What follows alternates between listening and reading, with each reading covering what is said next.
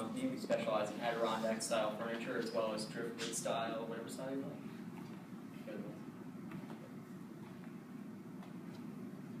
Today we are here seeking $50,000 in exchange for 10% equity in our company. We realize we're evaluating our company at a $500,000 valuation, and we're going to be putting most of this money, if not all of it, towards manufacturing in the future. I'm Jay Garman. I'm head of tracking competitors. I plan for growth, and I seek investments for the future. I'm Peter Sally. My picture's not shown right now. I'm the financial advisor. I'm responsible to make sure we sell enough goods in order to surpass our financial goals. I'm camera manager. I'm our head carpenter. I come up with all the ideas that we use for our products. I'm also in charge of our PR, like social media, our websites, so on and so forth. My name is Junior Yokude, and I work on sales and marketing, and my responsibilities include researching the market and current trends, and my major is international business. Well, that's my concentration. There it is. Okay, so the goal of our company is to provide people with high-end, not inexpensive furniture that you wouldn't see anywhere else. Our products are unique. We don't spend so little money on actually making these, because what we do is we go out into nature. Like, have you ever just been walking through the woods or on the beach and you see maybe a cool log or something and you think, like, wow, that'd actually be really cool if someone did something with that? That's what we do. We actually go cut those up, bring them back home, make furniture out of it. Now, our story actually begins back in 2009, when it actually started with me, when I was actually commissioned by my mother to make a birdhouse for her. And at that point, I didn't really know what I was doing. I was more into like little plastic crafts, stuff like that, but figured why not? My dad always showed me how to make like these small wood animals and stuff, so I figured I'd give it a try. And that was the final product up there. It's not my best work, but I think it came out pretty well, especially with the slate. And by 2010, I got my real first commission, which is to make that right there is actually a snowboarding box, fun box for any of you who ski or snowboard. Essentially something you ride on to do tricks off of. And I was actually paid to make that, and I actually got featured in Transworld magazine, which is a real snowboard magazine for any of you who read that. And that was my first big break, and it escalated from there. By 2012, I was making wood animals, like the one scene there that's in Wu-Tang that I made for one of my friends, who she actually never paid me back for that. I calmed her down. And by the time I got to college, it got to a point where I was getting so many orders that I couldn't handle it.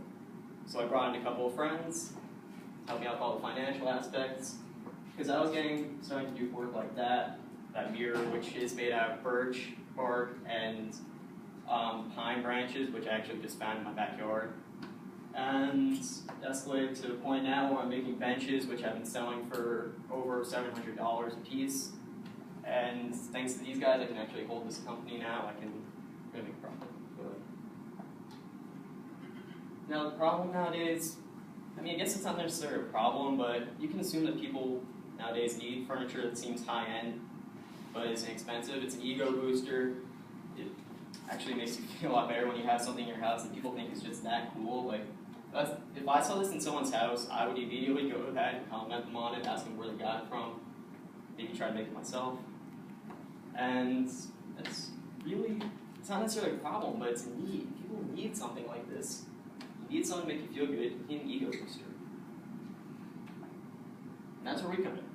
As I said, we're a company that focuses on using 100% recycled materials that we find in nature, just from going on a long walk on the beach or through the woods or what have you.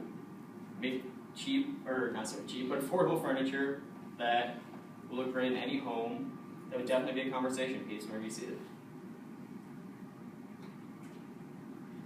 Now, the process of making these, it's different for each thing. Like, this is actually the first table that we ever made, and what we did, I was walking through the park, and I noticed a tree getting cut down. So, at this point, I was only maybe 15 years old, so what I did was I just picked as much as I could carry and brought it all back to my house. And From there, I just decided to attach it to a board and see how it looked, sanded it down, and that was the final product. As far as this goes, this was actually an old Christmas tree. I cut down all the branches on it, sanded it down, and very, very carefully, I took a very long drill bit, drilled the hole straight down for the electrical piece to go through. This is just the first product of it, I don't have the final picture of it there. That bench there is actually the first big piece I was commissioned for, that we were commissioned for, I keep saying. That was actually for a wedding that we were commissioned to make it for, and they actually asked me for a few more pieces, the venue. That's another story. With that usually takes about a month, but I've actually cut it down to maybe 5 weeks to do, 4 or 5 weeks. With that, you have to go through the process of sanding down all the tenons here, these pieces, and you have to go very meticulously, draw out every single hole that you need to drill, because if you mess it up even once, it's going to be lopsided, and everything's not going to fit, and so on. This mirror here, or it's going to be a mirror, this is actually the most recent thing we've made, and yes, it is going to be gorgeous. That was the same one as the mirror I showed you before. That's made from birch bark and pine branches that were found just walking around. What was done with that one is basically, the base of it is oak, and what we did was we have a pattern that we use. It takes maybe 5 minutes to cut it out, and then the rest of it's just gluing on the birch bark and then nailing on the sticks in a nice full manner, and then the hardest part was probably getting the glass, which that is actually done, but this is just a process. All right, now on my part, I looked at demographics and recent trends. So the population of millennials in this country is 75.4 million people, while the population for Generation X is 63.7 million people, and baby boomers is 74.9 million people. And when we look at U.S. furniture sales, millennials accounted for $27 billion, Generation X accounted for $32 billion, and baby boomers accounted for $35 billion. So when you look at both these charts, the first thing you'll notice is that there's an upward trend in U.S. furniture sales.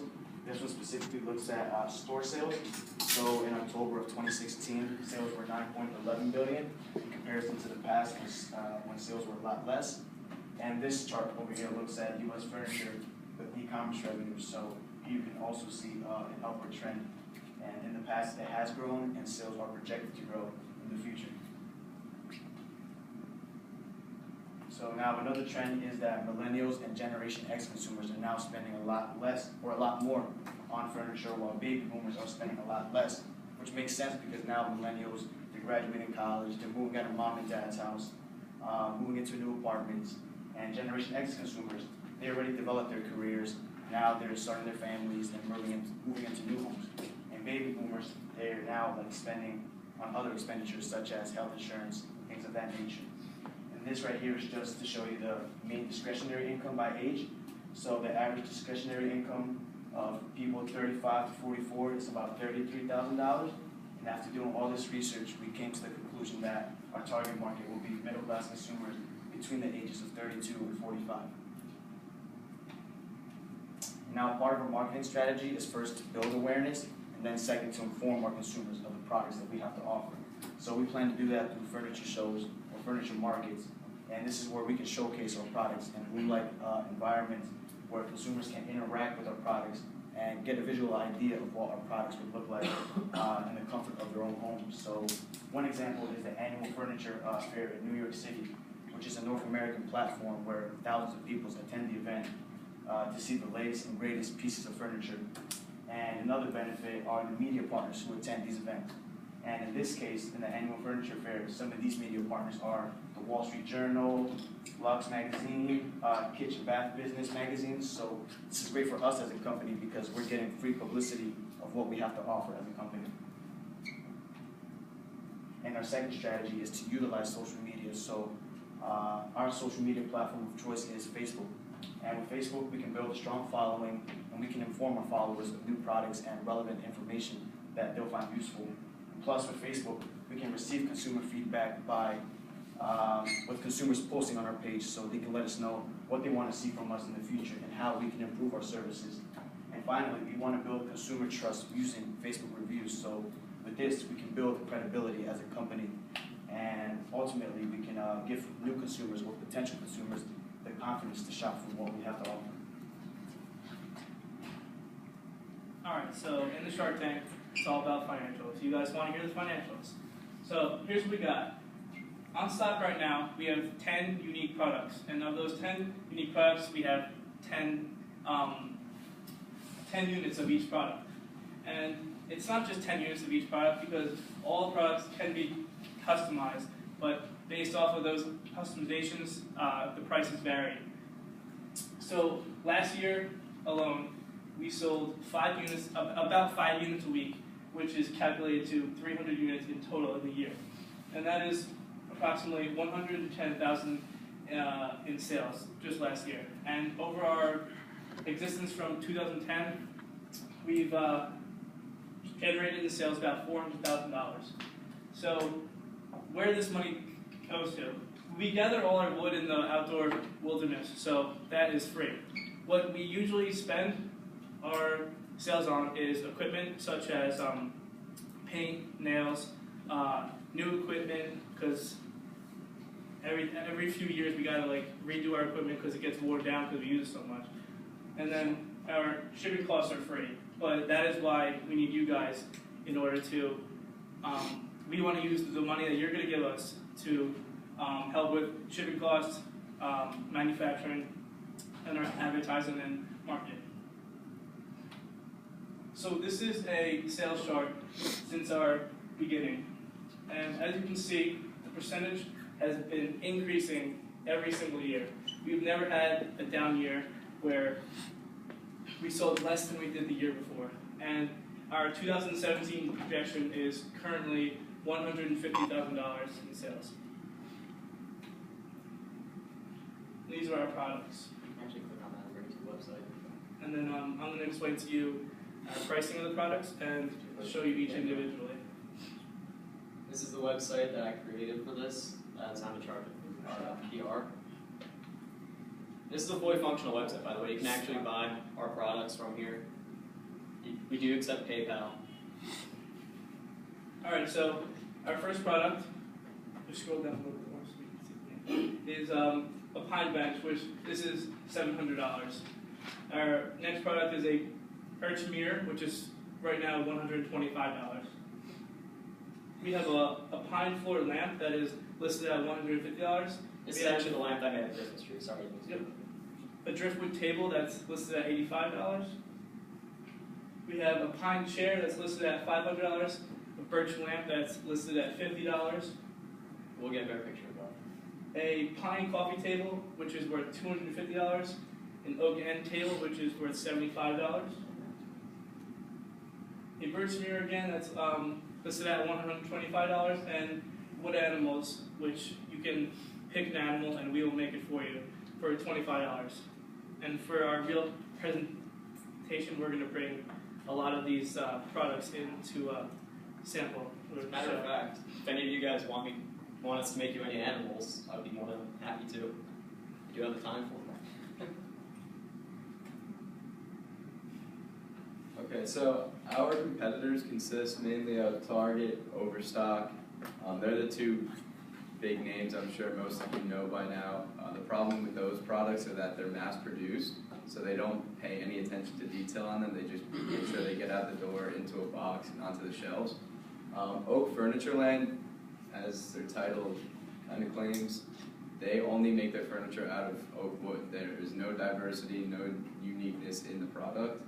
And with Adirondack, it's about the same thing. They only produce with 2 different woods, and there's very little, they produce very basic, not very appealing furniture, and it's very contemporary, not too appealing to the eye. As far as our growth goes, our company officially opened in 2010. We've done 120,000 in sales this year, and we're projecting to do 150,000 in 2017. We've netted over $520,000 in sales, and we believe that that number is going to increase a lot in the next 2 to 3 years. as you guys saw when Pete said before, we're projecting a 25% profit margin, and we think that that gap is going to increase as the years go on because we're going to expand our product and expand our shipping department, our manufacturing department. We're going to open a new workshop. That's all just planned for the near future.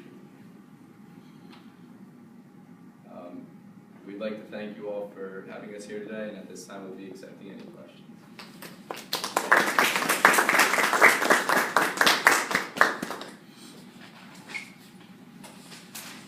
I'm just curious as to how you're going to support your business off of like a really limited amount of wood.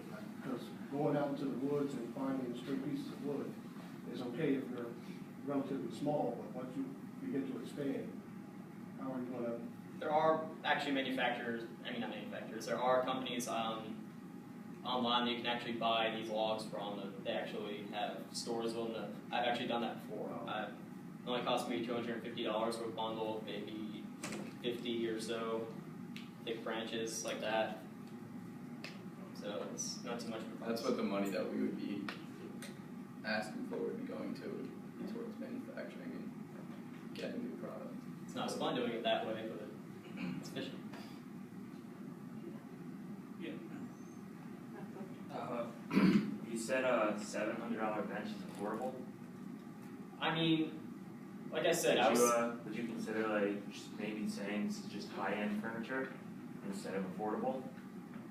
that might be better, but what I said before was that bench in particular, I don't remember the exact name of the wedding venue, but my cousin had his wedding there, and he actually commissioned me to make that bench for him. That's actually how much I charged him. Yeah, I'm gonna say That's affordable. That's affordable for a wood chair like that. And For something that nice, From all of our products are antique looking. You don't go into a Walmart and see a bench that looks like that, and just that's why I think instead of affordable, I think because I've seen wood benches at $200. So if you want to be affordable, I think $200 price range. But I think $700, it looks great. It's just a from a managerial accounting standpoint, though, there's a formula that I've been using, which is basically direct material. That's not gonna work. It's basically just direct materials plus direct labor plus manufacturing overhead. So the materials for that bench specifically cost maybe $250, and that took me almost 2 months to make at the time. So you consider that, well, the logs actually just cost $250, and the rest of the wood and nails and stuff, that cost me, I'm not going to go into all that because I don't know how much I spent personally. And also, we do offer free shipping, so all of our shipping costs are based into the prices of our products.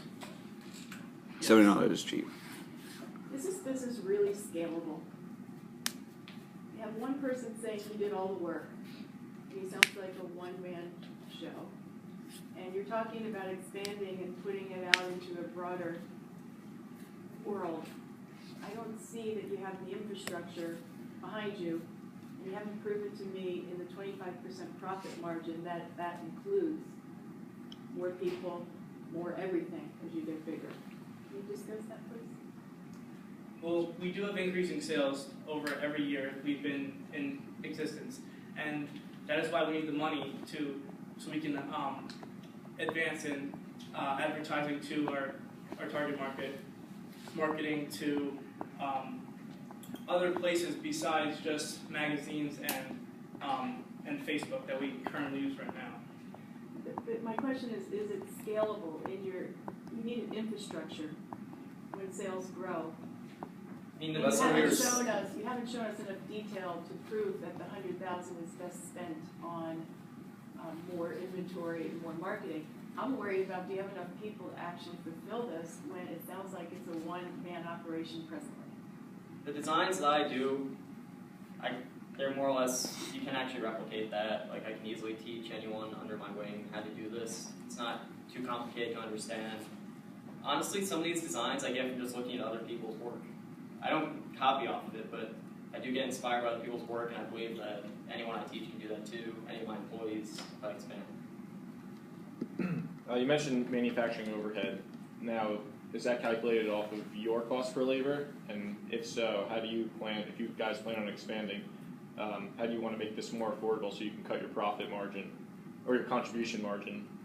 so that you hire employees for less money. Because if you train them, it's not like working at McDonald's where you can train somebody in like a day. I feel like training somebody for creating, custom benches is going to be a little bit more tedious. Man, that's a loaded question.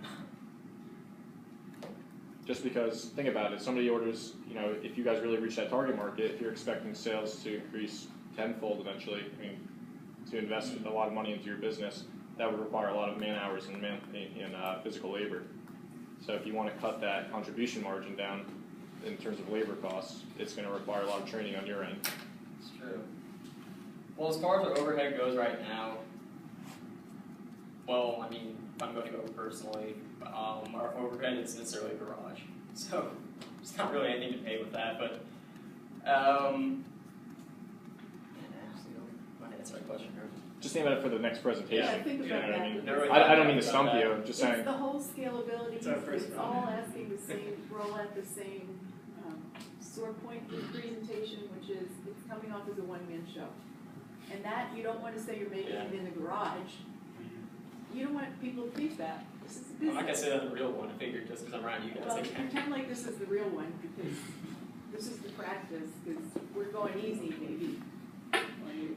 So two things. One, I think if she's bringing in like really important people in the industry, they're going to jump on your evaluation real quick. That's like the evaluation that you would give people like us based on what you hope to be able to get to. Right now, obviously, you know that nobody would evaluate your company more than $100,000 even based off of what the numbers you gave us. That's like what you would hope for. So I'd imagine that they're going to jump right on that. So you want to get rid of like the stupid stuff first and just lower the evaluation, I think, or offer more percentage. And to like answer all of their questions, instead of saying you're raising the money for manufacturing, I think if you were saying that you were raising the money so that you can do a crowdsourcing campaign, they couldn't ask you all these questions because that would be the answer, is that you're crowdsourcing to get all the word out there, to get the exposure and to build the clientele in your business that you could handle it. And it would only be like an extra 30, 45 minutes of work. Did you guys say you were raising the money for to fund to get materials? Yes, like tools, wood, like extra wood, paint. I think. Would you guys think it would be for labor? Yeah, that's what I think. Pete, what did you say when you were describing the profit margin? I just said all of our equipment combined is worth about $5,000, and that's actually true. so that's not really. If we're gonna get $100,000, that money is really not gonna go towards materials like that, because we're not gonna. We have our sales already that exceeds the $5,000 by over 100%. So we want the money basically for manufacturing and marketing and advertising. Those three categories there. We don't really feel like we need the money for materials. There's not going to be a lot of inventory turnover either, because, well, for one example, I have a table saw that was actually, my grandfather actually made back in the 60s, which is still singing like a bird. So a lot of these things are built to last for a long time, so not necessarily a turnover. How long does it take for you to make, let's say, a coffee table? That coffee table, well, when I made that was, I don't know how many years ago, but that took me maybe 3 weeks. How many hours? Well, I was just a little kid back then, so my attention span was like gone. But The most recent work was usually when I make stuff now, I usually work from like 9 in the morning and I kind of quit at like 4:30, so I put in maybe like 7 hours, 8 hours. What do you pay yourself? Well,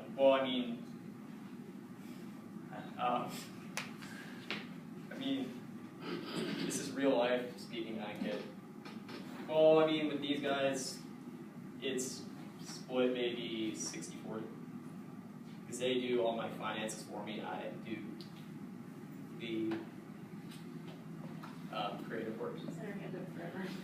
Please pick on her. Yeah, I've been raising my hand forever. Raise your hand higher. I have two things. One, about back to scalability. I think you guys need to figure out how far you want to take this, because are you going to compete with the target?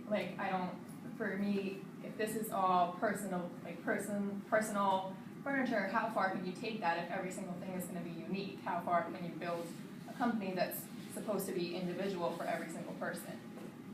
Because I feel like the bigger you bring it, the less unique it's going to be. And then I forgot my second one.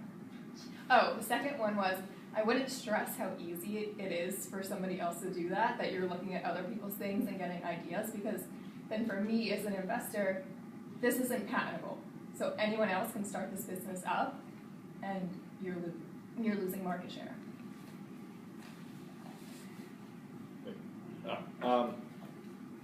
Ford was famous for the first vertically integrated plant in the world, which is basically supply chain management. I would highly suggest saying that if you want to really get this out to the market, especially to millennials coming out of college, most don't have a lot of expendable income.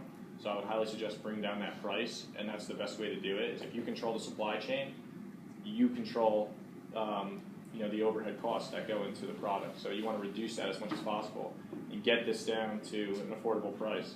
Because I really like the products, but I don't know if personally, I don't know if I speak for every millennial, but I don't want to spend $700 on a wooden bench that nobody's going to sit on in my house. I want to spend $200 on a wooden bench that everybody can look at it and say that's very nice, but I'm not going to sit on it.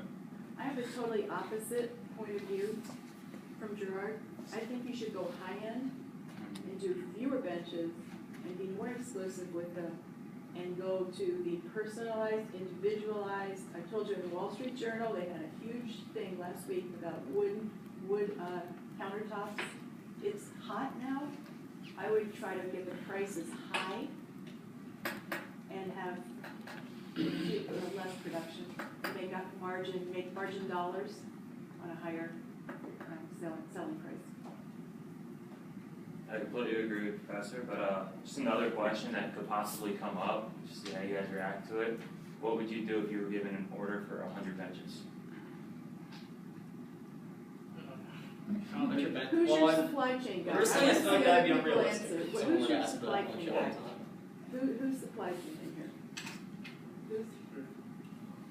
Well, you can't be everything. I mean, in this presentation, one of your guys, somebody Technically, you else. have to make the stuff, so that. I know, but can you?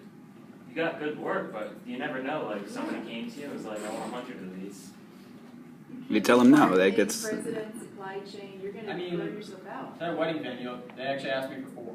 So that I've actually been able to cut back the time on that. That first one took me maybe a month and a half, 2 months. I've actually been able to cut it back. So that chair that I showed you, that's same exact process. That actually took me maybe like 4 weeks, give or take. So I'm getting better at the process. It's a learning curve to it, and I can actually cut that back even more as long as I have the time to do it. So we need more carpenters is basically the solution. Just need employees. Yeah, which we'll fix that for the regular presentation. Yeah, I would assign a supply chain person to this. Okay. And other campers, you can't be everything in the presentation, even though I know it's your company. But you have to trust. It makes it so hard. You have to trust your team. Yeah, we just put that one down. Thanks Crowdsourcing. for the feedback though, and It's very make it better presentation. for the real presentation. Excellent.